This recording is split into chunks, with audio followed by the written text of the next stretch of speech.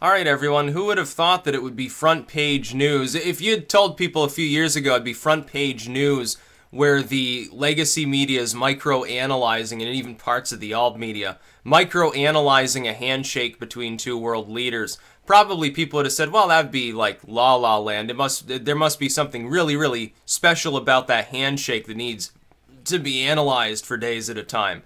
But lo and behold, we've gotten to that special point where the legacy media is scraping the bottom of the barrel. See, the thing is, Trump has denied them exclusive coverage in like press conference form and interview form. And so they have to keep relying upon, anytime he tweets, they'll report on that maybe, if they think they can take a cheap shot at him. Otherwise, they have to just sit back and they have to, because they're not getting interviews from Trump or anything, they have to keep reporting on this sort of bullshit. Goes to G20, shakes Putin's hand, meeting with him for the first time, and all of a sudden, a dozen outlets, front page news, oh, is Trump subservient to Putin? We'll ask our body language experts. Is this evidence of collusion? We talk about how they spoke together in their public statements after. And in honesty, there was apparently some confusion thereafter, because it looks like Tillerson and Lavrov kind of disagreed upon the content of their conversations. The thing is, they spoke for a good long time. This was an apart from G20, more interpersonal meeting. Now, here's what I say. I think that in both Trump and Putin's case, they brand themselves to the public by projecting a personality that is not entirely their own. Part of it is theatrics. Now, any decent politician, or indeed any decent individual as far as branding and marketing, is going to do this. That is, Putin is not so much of an invulnerable strongman in an interpersonal conversation, neither is Trump. They both are aware of their vulnerabilities and their fallibility. But you don't want to project that. If you're going for the strongman image side of politics, you don't want to project that in public. In public, you would rather be called a bully occasionally than be perceived as weak, because it's part of your negotiating strategy. It's simply part of how you do business. Now, in Russia, traditionally speaking, for a long time, it's been important for any public figure to project that strength, because otherwise they're going to get run roughshod over either by one criminal enterprise or another, the mafia, the KGB, or some of these oligarchs. It's just sort of the way that it works over in that part of the world. Here in the United States, though, Trump has displayed for us the fact that corporate sort of politics, the ones that happen in boardrooms, is kind of similar to like Russian negotiation tactics. You have to be a strong man. That's how he got ahead, by occasionally browbeating and backstabbing other people. It's just the way that U.S. business works. Now, it might not work that way if we actually had capitalism, but because the government has its hands in everything, you have to be a bit of a cutthroat, I think, at this point to succeed on any degree. But see how surreal it is that you've got so many, even a couple days later, you still have a bunch of outlets trying to analyze what does this handshake actually mean. It's not straight reporting. It's not, oh, Trump met with Putin. Here's the details we know of their discussion. It's 10 pages of speculation about what their handshake actually means. What's the body language? What's the intonation and inflection of the voice mean? What do their gestures mean? How does the way they look at each other, is this friendly, or are they sort of frenemies, or are they cooperating in some, is there collusion involved? Is this evidence the Russians interfered in the election? To the point at which they were analyzing the handshake so much, they didn't even really notice that Tillerson and Lavrov come out and kind of disagree on what they actually spoke about in the first place, which would be a legit news story. I'd think that'd be of greater importance than the so-called body language of two people that have spent decades projecting a charismatic image that isn't entirely real. Trying to look at the body language involved, it's not going to work. These people are essentially method actors. It's the way that decent politicians tend to be. Then you get politicians who are incapable of that, like Angela Merkel, and she just looks like a sourpuss all the time. Part of that charismatic image really does help the nation whose politician it is. Some of that can be helpful. It can be a little bit dishonest. It can be used for evil. It can also be used for great good because other world leaders actually think Trump is off his rocker, I think. The fact that they think he's actually nuts and not just projecting the charismatic strongman image keeps them on their toes. It makes it harder for them to actually deal with him. That can be bad in some cases, but in most cases, it's a good thing. It's an advantage for the United States. Russia has the same advantage.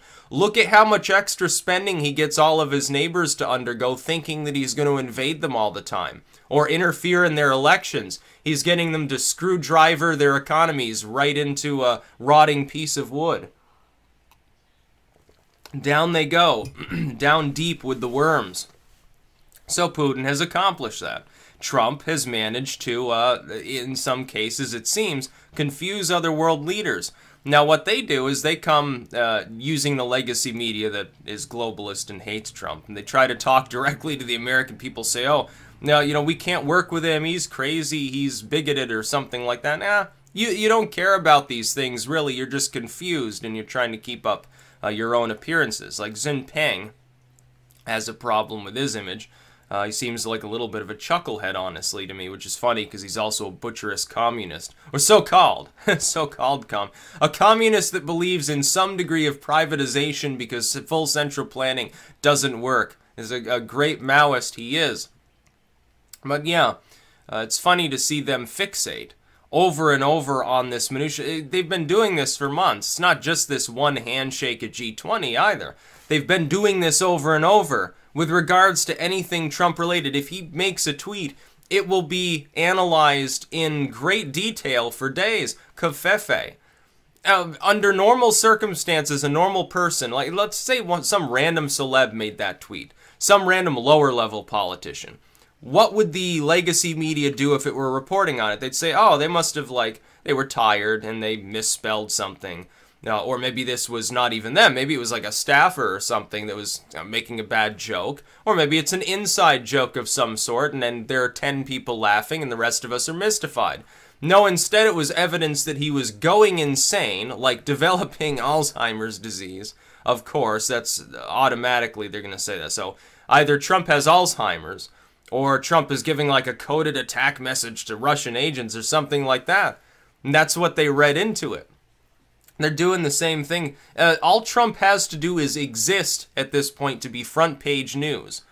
Even totally boring things that are utterly meaningless become front page news now in the United States because Donald Trump happens to be the president.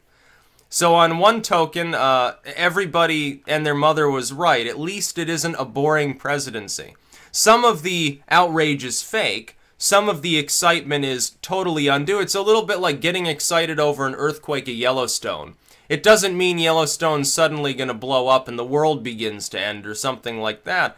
But it's something that gets drummed up by certain individuals. And so all eyes on Yellowstone. Or North Korea every time that it threatens to go to war, which is every week or so now.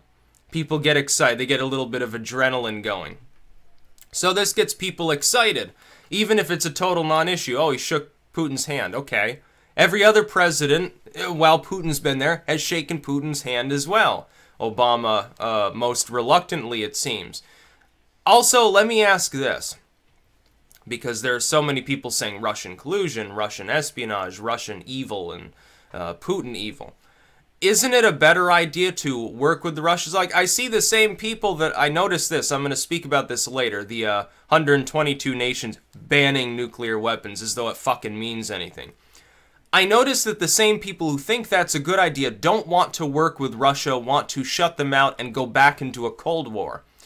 Which of these things do you think, honestly, is more helpful towards trying to prevent a nuclear conflict in this world?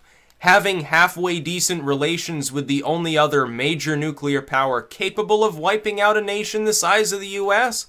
Or a largely symbolic atomic weapons ban at the UN fielded by nations that don't have nukes and thus are not in a position to disarm those that do? Which one of these things is more productive for the world? The UN never accomplishes anything. I'm going to go with better Russian relations, as in, can we not try to slip back into another Cold War? We've got a war on terror, we've got a domestic surveillance apparatus gone rogue, and a worldwide economic cooldown. Now is not the time to slip back into the Cold War. It's not necessary, it's not helpful. Because of all the other stress in the world, it probably would eventually lead to a nuclear war.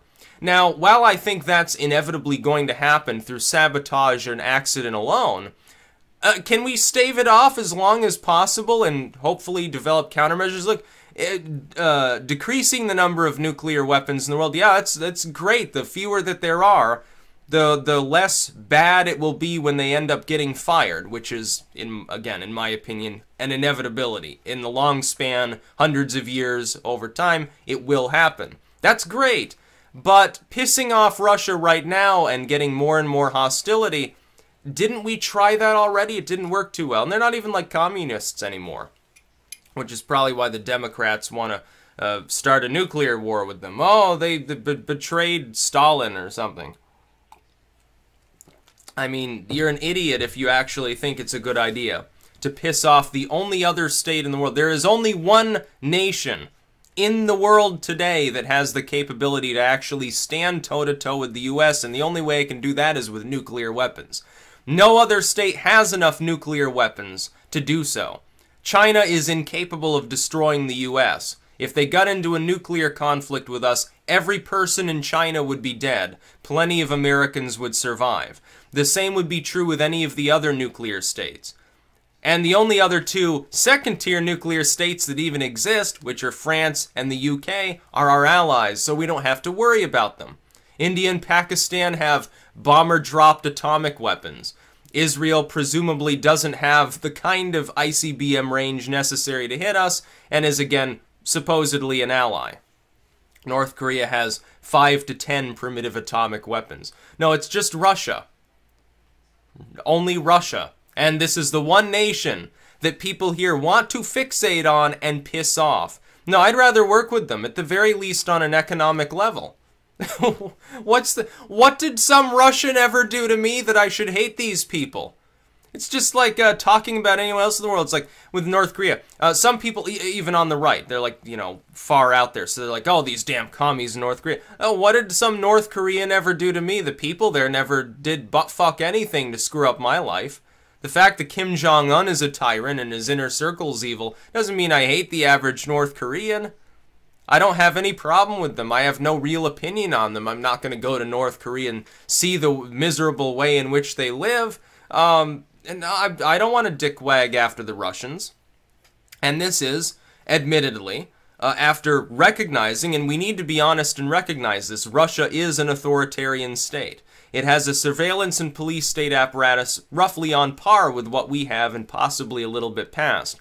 They do have a lot of censorship. There isn't quite so much liberty in the state of Russia. On those tokens, I can say I disagree with their model, and I have problems with these things. If they were applied over here, I would consider it to be a severe form of tyranny. But that's Russia. And that doesn't mean that I want to nuke them off the face of the earth, like it's the 1960s or something like that. It seems counterproductive to the world economy as well.